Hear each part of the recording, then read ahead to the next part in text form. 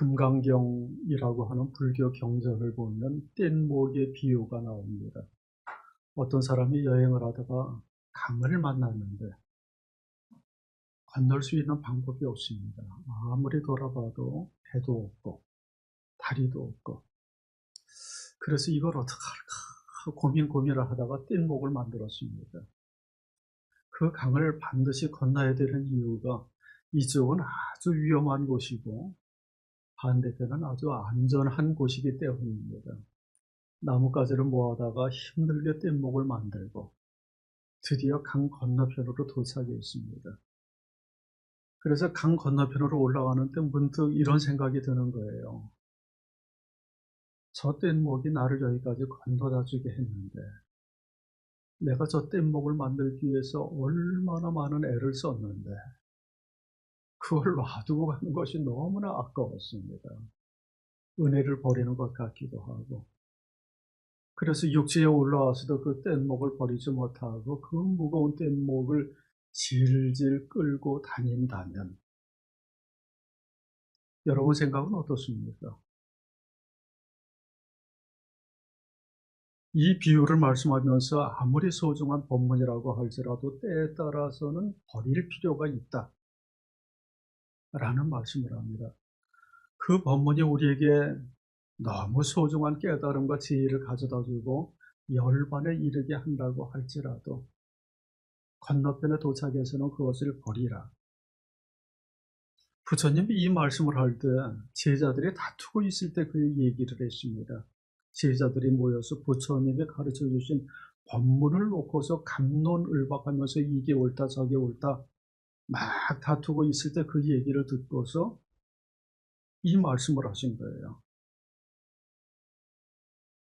제자들의 이 얘기를 쫙 들어보고 그래 네 생각이 옳다. 그건 아니야. 저게 옳지. 이렇게 설명해 주시지 않고 버리라. 자신의 가르침에도 집착하지 말고 버리라 하고 말씀을 합니다. 정말 파격적이죠. 이렇게 말씀을 합니다. 너희는 나의 설법을 뗏목의 비유처럼 알아야 한다. 법도 응당 버려야 하는데 하물며 법 아닌 것이랴 라고 말씀을 합니다. 여러분, 혹시 우리가 구약의 율법도 그런 식으로 대할 수 있을까요? 율법이 무엇인지에 대해서 성경에서도 여러 가지 말씀을 하는데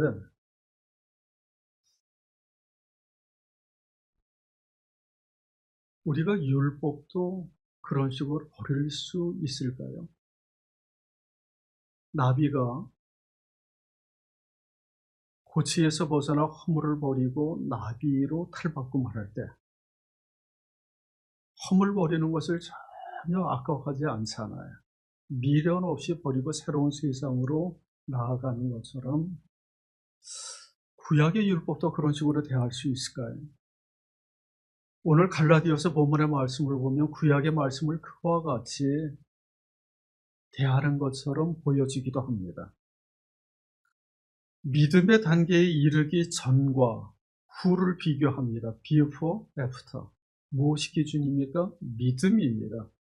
믿음의 시대가 오기 이전과 그 이후를 비교해서 말씀을 하는데 23절에서는 이렇게 말씀을 합니다. 믿음이 오기 전에는 우리는 율법의 감시를 받으면서 장차 올 믿음이 나타날 때까지 갇혀 있었습니다. 구약시대를 흔히 율법의 시대라고 하지 않습니까? 구약시대에는 율법의 감시를 받았다라고 이야기를 하는데 영어 성경 중에는 그것을 율법에 갇혀서 죄수처럼, 프리즈너처럼 살았다라고 번역을 하기도 합니다. 그 감시가 너무나 혹독해가지고 마치 죄수 아닌가 그런 생각이 들 정도로 이래야 된다 저래야 된다 일일이 규제하고 간섭을 했습니다. 그것을 한편으로는 몽학 선생의 감독이라고도 말합니다. 몽학 선생이라는 말을 우리가 일상으로 사용하지를 않는데 옛날에는 몽학 선생 그렇게 번역을 했고요. 요즘에는 초등교사 아니면 개인교사 그렇게 번역을 하기도 합니다. 헬라어 원어로 보면 파다이고고스라고 하는데 영어의 페다고지라고 하는 말이 교육학을 의미하지 않습니다. 이 말이 파이다고고스에서 파생된 말입니다. 그런데 파이다고고스는 정확히 말해서 아이들한테 무엇을 가르치는 교사가 아니고 일종의 훈육주인, 분기 잡는 사람입니다. 훈육을 담당하는 사람입니다. 고대 그리스 귀족 집안에는 그런 사람이 있었는데 그 일을 주로 노예가 담당했습니다. 그래서 노예가 파이다고고스가 되어서 그 집에 그 주인집 아들, 딸이 학교 갈 때, 학교에서 돌아올 때 일일이 데려다주고 데려오고 주변에서 위험한 것이 없나 지켜주기도 하고 때로는 혼내기도 하고 그런 일을 했습니다. 통학을 시켜주고 아이가 집으로 돌아오다가 오락시느라 PC방에 빠지지는 않나 감시하고 또 학교 주변에 폭력배들이 있지 않습니까? 양아치 같은 놈들이 혹시 접근하지 않나 옆에서 지켜주기도 하고 뭐 백화점 같은 데 가서 뭘 사달라고 막 떼쓰고 조를 때 그러면 안 된다 회초리를 들기도 하고 노예임에도 불구하고 파이다고고스에는 그런 권한이 주어서 주인집 아이들을 막 혼낸 거예요. 훈육 담당입니다. 그래서 그 몽학 선생이 옆에 있는 아이들이 함부로 행동하지를 못했습니다. 내가 귀족 집안 자녀인데 감히 노예 신분에 나한테 뭐라고 그래? 이런 얘기를 하지를 못했습니다. 그런데 마치 그런 파이다고고스와 같은 역할을 하는 것이 구약시대의 율법이라 그렇게 비유를 합니다. 24절에서 이렇게 말씀을 합니다. 그래서 율법은 그리스도께서 오실 때까지 우리에게 개인교사 역할을 하였습니다. 파이다고고스가 되었습니다. 그런데 여러분 생각으로는 이런 파이다고고스의 감독을 받으면서 살아가는 것이 행복할까요? 안전합니까? 편안합니까? 파이다고고스가 우리의 모든 문제를 해결해 줍니까? 어떻습니까? 물론 때로는 편할 때가 있죠. 파이다고고스의 감독을 받는 생활을 마치 죄수처럼 갇힌 생활이라고 비유를 하는데 감옥에 들어가면 편하잖아요. 감옥에 들어가면 모든 문제가 해결됩니다. 먹여줘, 입혀줘, 재워줘, 의식주 걱정 안 하고 필요한 것들을 다 공급해 줍니다. 걱정거리가 없죠. 심지어는 안전보장도 해줍니다. 바깥 세상에 나가면 얼마나 위험합니까? 뭐 득실거리는 게 깡패, 양아치, 도둑, 사기꾼, 교통사고는 왜 그렇게 또 많이 일어납니까? 묻지마 폭행, 위험한 것들이 얼마나 많은지 몰라요. 그런데 감옥 안에 갇혀 있으면 일체 그런 거 걱정하지 않아도 됩니다. 감옥 안에서 딱 있으면 때만 되면 먹여줘, 때만 되면 재워줘, 때만 되면 입혀줘. 모든 위험한 것으로부터 보호해줘. 어느 누구도 그를 함부로 건드리지를 못합니다. 마찬가지로 우리가 율법의 감시를 받으면서 살아갈 때도 그렇습니다. 편하지요. 율법이 전부 다 결정해 줍니다. 이것이 옳다, 저것이 옳다, 이래야 된다, 저래야 된다. 하나님께서 원하시는 것은 이것이다. 아주 딱 정확하게 지침을 알려줍니다. 그러니까 고민할 게 없어요. 그냥 율법이 시키는 대로만 살아가면 되기 때문에 율법을 너무나 소중하게 여기고 율법주의, 율법 만능주의에 빠져들 수도 있습니다. 여기까지는 공감하시죠? 그런데 율법에는 아주 결정적인 한계가 있습니다. 바울서신에서 특별히 많이 강조하는 것인데 율법은 절대로 어느 누구도 완전하게 지킬 수 없다는 것입니다. 율법이 근본적으로는 좋은 것입니다. 하나님이 당신의 백성들을 괴롭히기 위해서, 규제하기 위해서 율법을 베풀어 줬겠습니까? 그렇지 않죠. 이 더럽고 부정한 세상 가운데 물들지 않고 하나님의 백성으로 거룩하고 고결하게 살기 위해서 그들에게만 율법을 베풀어 주신 거예요. 아주 선한 의도로 베풀어 주셨는데 근본적인 한계가 무엇인가 하면 아무리 그것이 좋은 것이고 옳은 것이라 할지라도 율법의 수위가 너무 높다는 거예요. 사람들 앞에 한 10m 정도 높이의 장대를 세워두고 뛰어넘으라 하는 것과 비슷합니다. 수영 선수가 너무나 수영을 잘해서 그에게 태평양 바다를 앞에 두고 한번 헤엄쳐서 건너가 보라 하는 요구와 비슷합니다. 어떻게 그 요구를 우리가 완전하게 지킬 수 있겠습니까? 인간의 힘으로는 도저히 행할 수 없는 것이고 아무리 노력을 해서 율법을 지킨다고 하더라도 80점, 90점 맞는 사람은 있어도 100점 맞는 사람이 없다는 것입니다. 이게 결정적인 한계예요. 의인은 없나니 하나도 없다. 사도 바울이 그렇게 탄식하지 않습니까? 율법의 행위로는 어느 누구도 구원을 얻을 수 없습니다. 로마서 3장 20절에서 이렇게 말씀합니다. 같이 읽겠습니다. 율법의 행위로는 하나님 앞에서 의롭다고 인정받을 사람이 아무도 없습니다. 율법으로는 죄를 인식할 뿐입니다. 이 말씀이 아주 중요합니다. 그런데 이 사실을 깨닫기까지는 너무 오랜 세월이 걸린 거예요. 예수님이 올 때까지는 그야말로 율법주의, 율법만능주의에 빠져서 그것이 인간의 구원을 가져다 주는 줄 알고 거기에 매달렸습니다. 율법을 잘 지키면 구원을 얻지, 하나님의 마음을 흡족하게 하지, 그러면서 율법을 붙들고 씨름을 했고 율법을 떠받들고 숭상하면서 마치 뗏목을 끌고 다니는 사람처럼 율법을 떠받들었습니다. 예수님 당시에 바리새인 서기관들이 그랬습니다. 율법을 절대화하고 최고로 충성을 하고 자기는 그 율법을 잘 지키는 의인이라고 착각하고 율법을 모르고 지키지 않는 사람은 죄인이라고 무시하고 차별을 했습니다. 그런 식으로 율법을 떠받들고 숭상하는 태도를 일컬어서 율법주의라고 이야기를 합니다.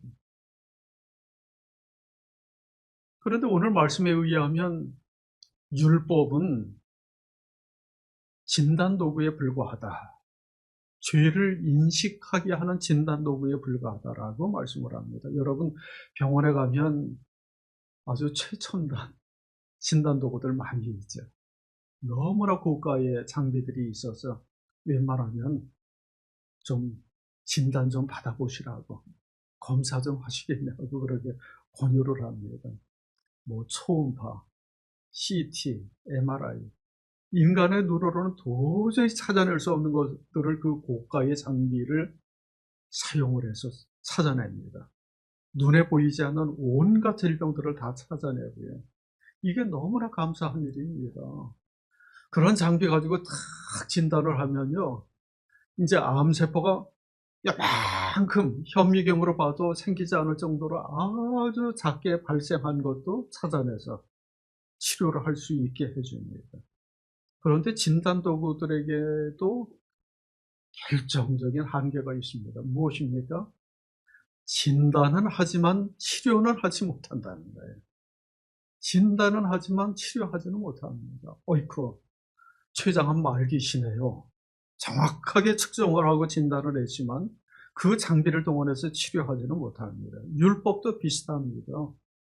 율법에 딱 비추어서 보면 우리 인간이 얼마나 썩었는지, 인간의 영혼이 얼마나 부패하고 타락하고 황폐화되었는지, 얼마나 하나님을 떠나서 살아가고 있는지 아주 정밀하게 진단을 합니다.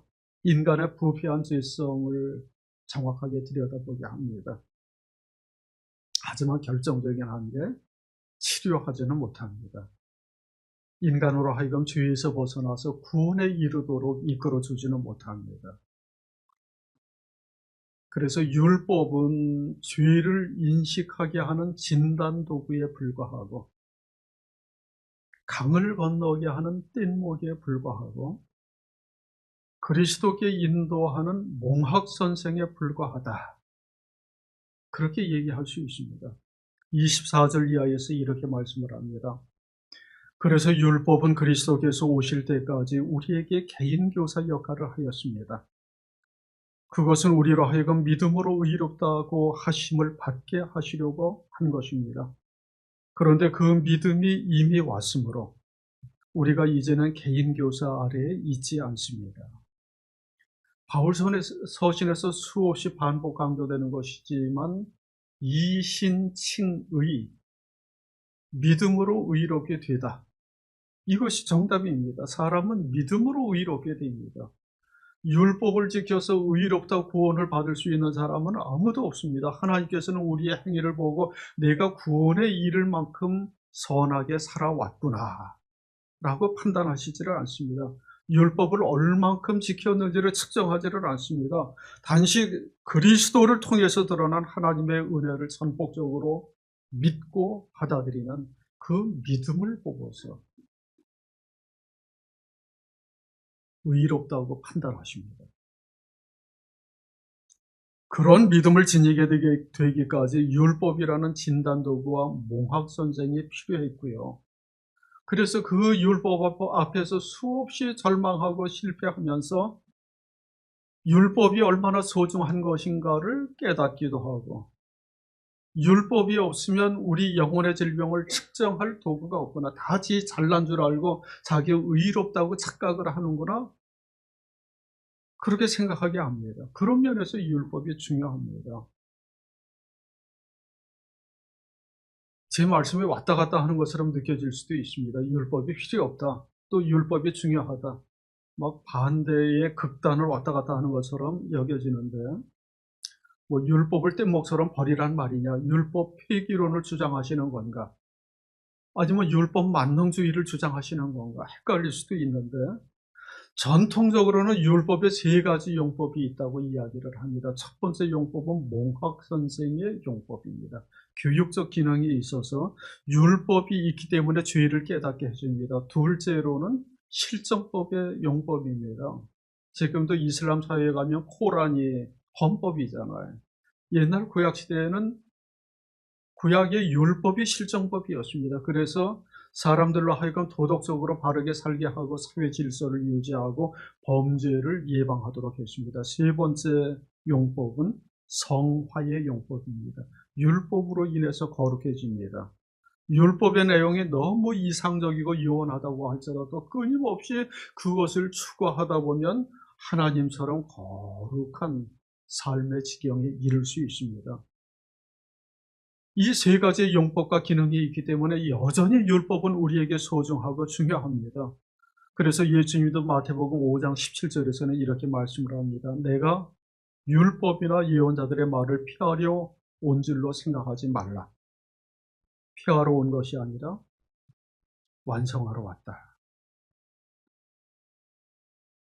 오늘 본문의 요지를 말씀드리면 이렇습니다. 율법은 몽학선생으로서 인간의 죄를 적나라하게 지적하고 그리스도 앞으로 인도하게 합니다. 그래서 그리스도를 의지하고 믿고 하나님의 자녀로 거듭나게 합니다.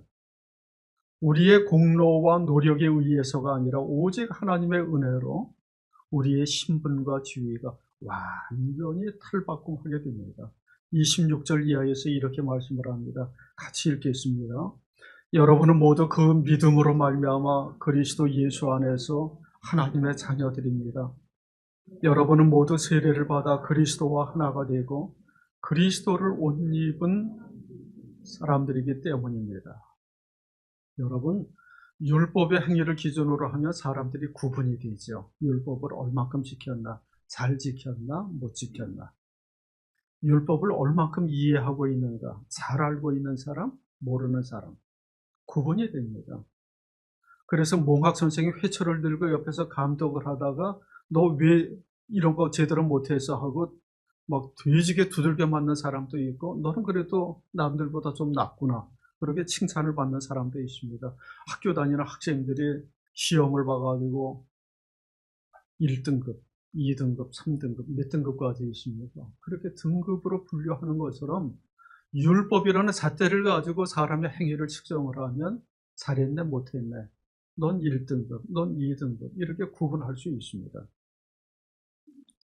하지만 율법이라는 감옥에서 벗어나게 되면 믿음의 시대에 이르게 되면 세상의 신분과 지위, 행위와 업적을 떠나서 모든 사람이 그리스도의 옷으로 똑같이 갈아입는다는 것입니다. 우리 찬양대 그 성가복을 전부 입고 있잖아요.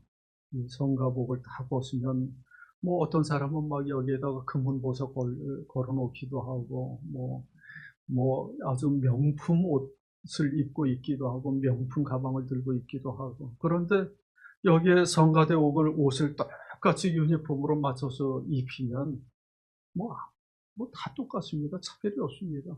군복, 학생들의 교복, 성가대 가운 다 마찬가지입니다. 그런데 그리스도께서 우리에게 그리스도의 옷을 갈아입히고 하나님의 자녀로 새롭게 거듭나게 하셨다는 거예요. 율법이라는 오랜 세월의 감옥 생활을 마치고 출소하는 날 예수님께서 교도소 문 앞에 다 기다리고 있다가 두부를 준비해서 먹이면서 이제 새 사람 되어라 하고 그리스도의 옷을 딱 입히고 나면 그 율법의 감옥에서 출소한 사람들은 전부 평등하고 똑같은 삶을 살아갈 수 있다고 약속을 합니다. 고린도후서 5장 17절의 말씀입니다. 누구든지 그리스도 안에 있으면 그는 새로운 피조물입니다. 옛 것은 지나갔습니다. 보십시오. 새 것이 되었습니다. 그러므로 이제부터 우리는 아무도 육신의 잣대로 알려고 하지 않습니다.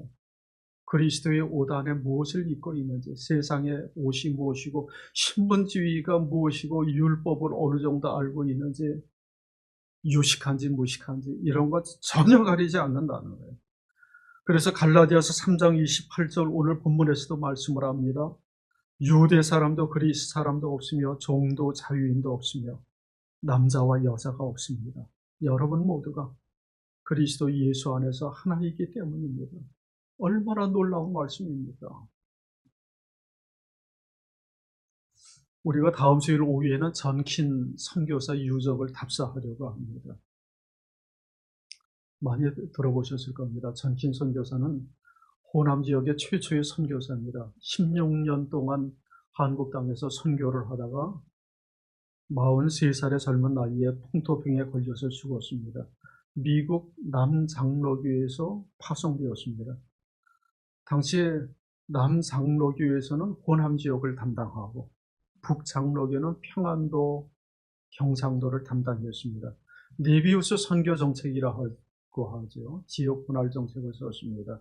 미국 남장로교, 북장로교, 감리교, 캐나다 장로교, 호주 연합교회 전부 선교사로 들어왔는데 한반도를 분할해가지고 선교 활동을 했습니다. 미국 장로교의 분열이 우리나라에도 그대로 이전이 되었는데 미국 교회는 왜 분열됐습니까? 남북전쟁 때문에 분열되었습니다. 북쪽에서는 노예제도를 반대하고 남쪽에서는 찬성했습니다. 그래서 남북전쟁이 벌어졌고 덩달아서 교회도 남쪽과 북쪽이 나뉘어졌습니다. 남쪽 교회에서는 노예제도를 옹호했지요. 당연히 노예제도는 성경적인 제도다 라고 주장을 했습니다. 성경을 봐라. 얼마나 많은 노예들이 나오냐. 성경 말씀에 노예제도를 폐지하라고 주장한 구절이 있으면 찾아봐라. 사도 바울도 오네시모 종을 주인한테 돌려보냈지 노예 상태에서 풀어준 것이 아니지 않느냐. 그러면서 흑인은 사람 취급도 하지 않았습니다. 미국의 독립선언문에 만인은 평등하다라는 구절이 있지만 만인 중에 흑인은 포함되지 않는다. 이게 그들의 상식이었습니다. 북쪽에서는 받아들이지 않았습니다. 오늘 본문 말씀에서도 그리스도 안에서는 종과 자유인이 없다. 남자, 여자, 유대인과 헬라인의 구별이 없다라고 얘기를 했지만 그것을 인정하지 않았습니다. 이런 걸 보면 우리가 성경을 어떻게 해석하느냐 하는 것이 정말로 중요합니다. 요즘도 교회를 분열하게 하는 여러 가지 요소들 중에 하나 동성애 문제 같은 경우가 있습니다. 실제로 미국 같은 데서는 그것 때문에 교단이 분열되기도 하는데 이 문제를 성경적으로 어떻게 바라봐야 하는가 하는 것이 정말로 중요한 문제입니다. 남북전쟁 때문에 미국의 장로교가 갈라졌고요. 해외 선교사도 제각기 파송을 했습니다. 북장로교는 1885년에 언더우드 선교사를 파송했습니다. 우리나라 최초의 선교사입니다. 그로부터 7년이 흐른 1892년에 남장로교에서는 전킨 선교사를 포함한 7인의 선교사를 파송했습니다. 그런데 이들이 호남 지역에 와서 선교 활동을 하는데 그야말로 혁혁한 공로를 세운 거예요. 수많은 교회를 세우고 수많은 학교와 병원을 세웠습니다. 저는 한평생 목회를 하면서 교회 하나도 제대로 세우지를 못했는데 전킨 선교사는 군산, 익산, 전주, 서천, 김제, 하여튼 전라북도 일대를 돌아다니면서 수십 개의 교회를 세웠습니다. 도로가 있었어요? 자동차가 있었어요? 기차가 없었어요? 아무것도 없었습니다. 걸어 다니면서 말을 타고 자전거를 타고 다니면서 그렇게 전도를 하고 교회를 세웠고요. 군산 제1고등학교의 전신인 영명학교를 세웠고 영광여고의 전신인 멜버른 여학교를 세웠고 예수병원을 세웠습니다. 미국에서는 자기들끼리 서로 갈라져서 다투고 싸웠지만 선교 지역에서는 서로 협력하고 하나가 되었습니다. 그래서 미국 사람, 한국 사람, 양반, 상놈, 주인과 모습, 남자와 여자를 가리지 않았습니다. 유대인과 헬라인, 종과 자유인, 남자와 여자를 가리지 않고 그리스도 안에서 하나가 되어서 온몸으로 하나님 나라의 복음을 증거하고 실천했습니다. 이유는 딱 한 가지입니다. 그리스도 안에서 모두가 한 형제 자매이고 그리스도 안에서 거듭나고 그리스도를 옷 입었기 때문이라는 그 믿음과 확신 때문에 43살의 젊은 나이에 요절하기까지 자기의 온 생애를 불태운 거예요. 이번 주간은 특별히 6.25 전쟁 75주년이 되는 주간이기도 합니다. 우리 한국교회도 미국 교회랑 좀 비슷한 면이 있죠. 전쟁을 거치면서 교회도 거의 이념적으로 갈라지고 분열하고 다투게 되었습니다. 땅덩어리가 둘로 갈라지고 전쟁을 통해서 더욱 분단이 고착되었습니다. 지금까지도 보수와 진보로 갈려서 극심하게 이념 대립을 합니다. 교회도 그런 분위기에서 서로 갈라져서 다투고 싸움을 벌이고 세상에 싸우면 교회가 뛰어들어서 말려야 되는데 교회도 동달아서 싸우는 겁니다. 오히려 교회가 더 앞장서서 분열하고 대립과 갈등을 부추기기도 합니다. 이런 분위기에서 오늘 말씀을 다시 한번 되새겨야만 합니다.